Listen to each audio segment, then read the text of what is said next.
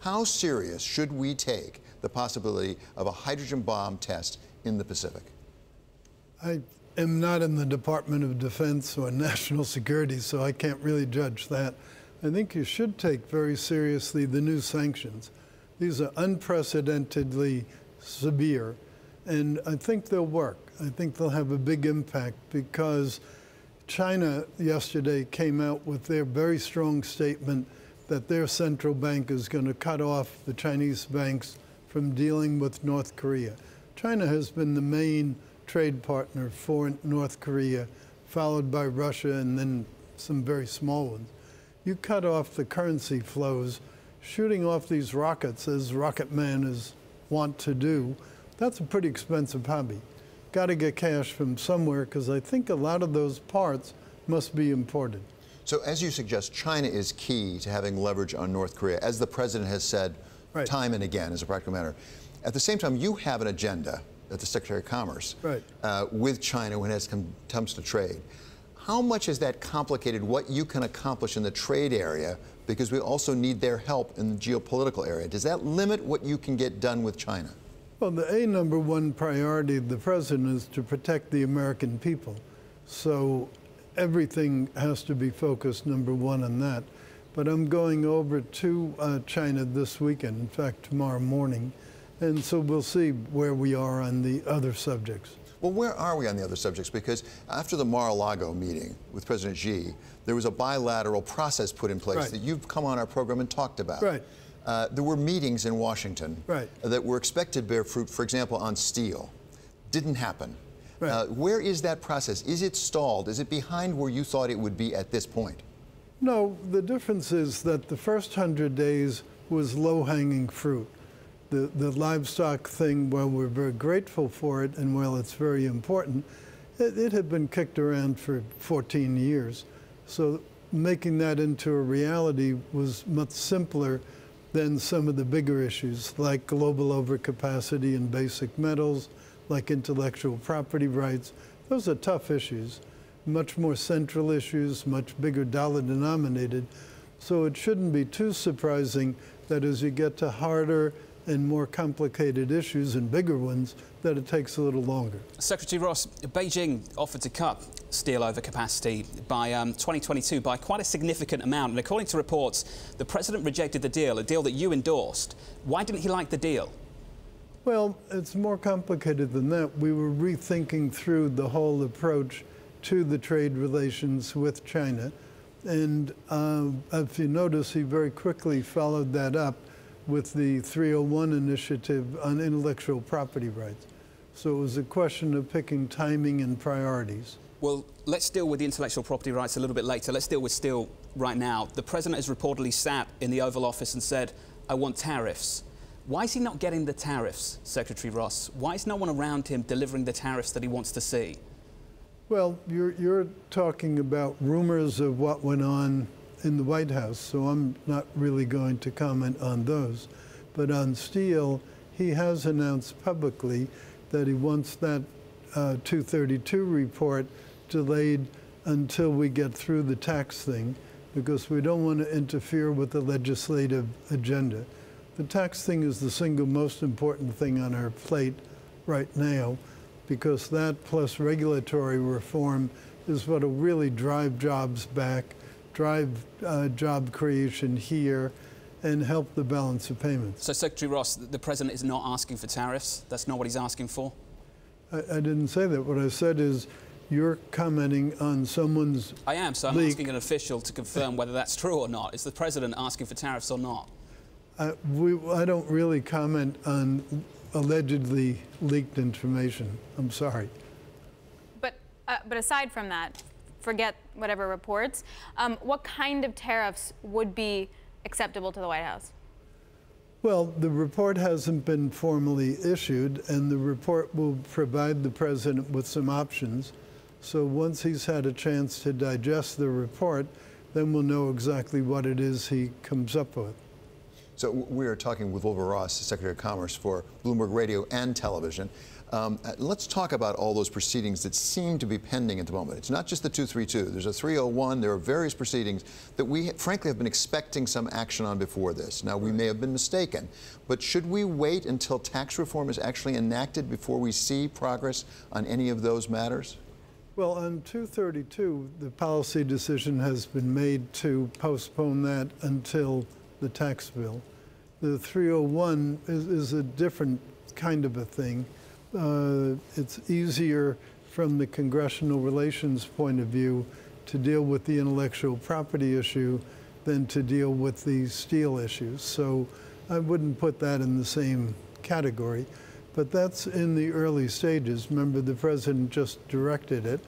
And IPR, while it's a huge and hugely important issue, it's also very, very complex.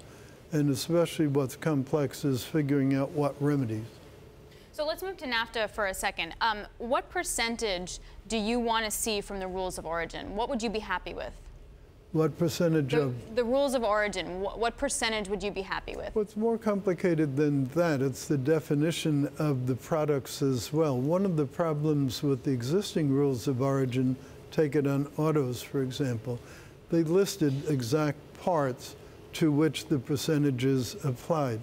Now, at the time, that sounded like a very good, very precise thing. The problem is automotive technology has moved on. So a lot of those parts aren't even used anymore. And a lot of electronic parts that didn't exist back when NAFTA was started are now very important to the mix of the car. And so you've seen in the editorial that I had in the Washington Post today, the U.S. content has gone down quite appreciably, and the non-Mexican, non-U.S., non-Canada component, namely China and the rest of Asia, has gone up quite considerably. Here's what I just don't understand, because you mentioned that taxes are obviously front and center to the agenda for growth and everything. Okay, so then you're an automaker in the U.S., and you get a tax rate that's better, and you're happy about that. But then on the flip side, you're going to have to make more products in the U.S. with U.S.-made steel, and that winds up hurting your margins and hurting your earnings. Like, I don't understand how you square those two things. Well, they're not precise trade-offs as such, but U.S. industry encompasses a lot more than just the U.S. automakers. That's number one. We think that if we get the kind of tax relief that we want, and we get another 1% increase in the growth rate of the GDP, that adds $10 trillion to the economy over 10 years, adds $3 trillion to the federal tax revenues. Those are staggering numbers. That dwarfs anything one could do with trade. Secretary Ross, I want to get a handle on how you think about economics at the moment. Do you believe in comparative advantage? Sure.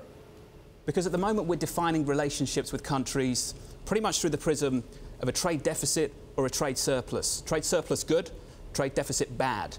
Why are we looking at it that way? Well, I think that's a little bit of an oversimplification. There are some causes of trade deficit that we don't mind. For example, we still are not energy independent. Yeah. We therefore have to import oil. That's about $165 billion a year on the negative side of trade. Well, that isn't anybody's fault.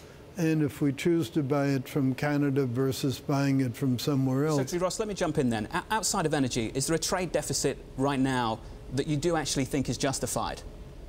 I think that we will probably end up with a trade deficit. No, with an individual country, an economic relationship with that individual country that you do actually think is justified based on comparative advantage. I don't think any of them is 100% justified because all of the other countries have highly protectionist measures.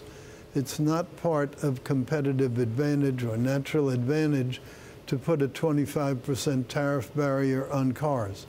That's not a fundamental advantage. That's protectionism. What's been weird is the U.S. is actually the least protectionist of the major countries. But we haven't done a very good job with the rhetoric. China, Japan, and Europe do a wonderful job talking free trade. Would you say that Mexico is a protectionist country? Because most people would define it as an incredibly open economy. Would you define Mexico as a protectionist economy? Mexico, the reason that they have so many free trade agreements is that their basic tariff structure is quite high. It's much higher than ours. And that's one of the structural disadvantages we have in going to a new free trade agreement, say with Europe or with Japan. We've given away so much on a unilateral basis, there's not much increment to give them. Take Europe. Europe charges 10% tariff on autos. We charge 2.5%. How are we going to get them to drop a 10% tariff just to get relief from 2.5%? You'd have to trade off some other industry. So our unilateral disarmament, if you will, in the trade area actually is an impediment to making trade freer globally, because we don't have that much ability to trade down tariffs. Secretary Ross, 3 very specific questions on NAFTA. 1, when do you expect we'll see a new deal? Okay. That needs to be somewhere close to year end for several reasons. The Mexican presidential election is July next year. Canadian provincial elections are around the same time. Midterm elections here are in November. And our Trade Promotion Authority expires in July. And given the nature of Congress nowadays, we don't know whether that's even going to be renewed. So as you move into 2018, it will get progressively more difficult to get a deal. So timing, there's no magic silver bullet to December 31st, but more or less around the end of the year. So second question, if you get out of that new deal, realistically what you can expect, how many jobs will it add to the United States? Well, tens of thousands, maybe 100,000. And third question, what will be the increased cost to automakers? The price has to go up. Well, autos are not the only one. Right, but it's an important one. You said in your op-ed piece. It is an important one, but for example, there are other things that can help reduce the deficit. Mexico has to import LNG. They already import some from us. Importing LNG would be a good help. Mexico imports a lot of food products from us. They also import some from elsewhere. Importing a higher percentage from us would also help the trade deficit. Doesn't a wall hurt that? Pardon me? Wouldn't a wall hurt that? Well, the wall is a separate topic. It relates more to border security. And I think that it's clear that border security is becoming important. But you know, a very interesting thing, with all the enhanced search procedures on the airlines, tourism to the U.S. is actually up.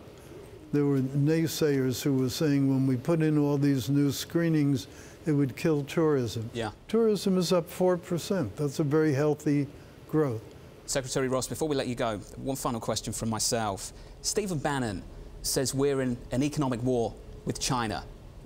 Do you think we're in an economic war with China, the United States? Well, I think we, in effect, have been, at least in economic battles with them for quite a little while. That's why the deficit is so big. The difference is now we're trying to readdress it. So you'd define it as a war currently? I don't know. I say there are at least trade battles that are going on. Where you draw the line between a series of individual battles and a war, I don't think is terribly important. I think what is important, we feel that the deficit with them is too big. Our trade deficit essentially has 2 components. One geographic, that's called China. One product, that's called automotive. We fix those 2, you fix a lot of the trade deficit. So final question, Secretary Ross. You're going to Asia next week. What do you hope to come back with? Should we expect an announcement? Oh, I don't ever want to anticipate an announcement from a single trip. These are far more complicated things. There's got to be a goal. What do you hope to come back with? Well, I'm not just going to China. I'm also going to Thailand, to Laos. So it's for several purposes. One is to talk about the specifics with those countries, and the other is to make clear the message we're not forsaking Asia. The Chinese and some others have been advancing the theory maybe we're giving up on Asia. We're not. Okay. U.S. Commerce Secretary Wilbur Ross. Thank you very much for being with us this morning. Thank you. Good to talk with you. Jonathan. I was saying he comes with a much bigger entourage than he used to. Wilbur used to fly solo, and now there's so many of them. He's earning it, I think. I think he's earning it. I've become a protected species.